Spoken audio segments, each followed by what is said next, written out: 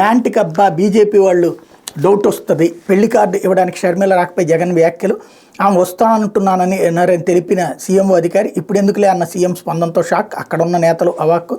జగన్ కలవకపోతే సెక్యూరిటీకి శుభలేఖ ఇచ్చి వెళ్లాలని షర్మిలని, దీంతో అయిష్టంగానే మర్నాటి చెల్లిని కలిసింది జగన్ అంటూ ఒక కుకింగ్ స్టోరీ.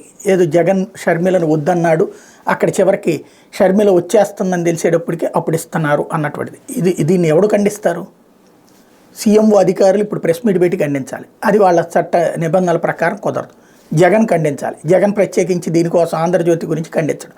కాబట్టి మన ఇష్టం వచ్చినట్టు విష ప్రచారం చేయొచ్చు. షర్మిల చెప్పకుండా వస్తే అక్కడ సెక్యూరిటీ దగ్గర ఎట్లా అలౌ చేస్తారు? బేసిక్గా అయితే కనుక షర్మిలను రెచ్చగొట్టాలి. ఇప్పుడు మీ అన్న మీద నువ్వు రెచ్చిపోయి మాట్లాడు అని చెప్పాలి. ఇదివరకు వాళ్ళు ఆ రోజు నుండి ఫస్ట్లో అయితే షర్మిల వీళ్ళ ట్రాప్లో పడకుండా తెలంగాణకు పరిమితమైంది.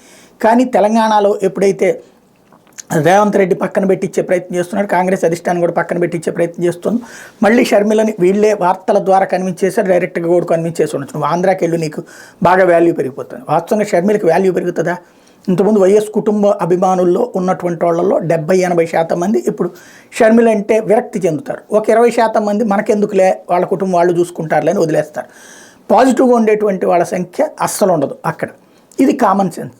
కాకపోతే ఆ షర్మిలని ఆవిడ 4 సీట్లు సాధించలేదు, కాంగ్రెస్ పార్టీకి ఆవిడ వల్ల ఒరిగేది ఏం లేదు. జగన్ని దెబ్బతీసి చంద్రబాబు నాయుడు గెలిపించడం కోసం షర్మిలను ఒక అస్త్రంగా వాడుతున్నది ఈనాడు, ఆంధ్రజ్యోతి. ఈనాడు కంటే కూడా ఆంధ్రజ్యోతి ఇందులో బట్టలు చించుకుని జర్నలిజం చేస్తుంది. షర్మిల ద్వారా ఎలాగైనా సరే జగన్ కొంత ఓట్లు గండి కొట్టాలన్నటువంటిది రాధాకృష్ణ గారి ఎత్తుగడ. అందుకోసం షర్మిలను గురించి రోజు కథనాలు రాసుకుంటూ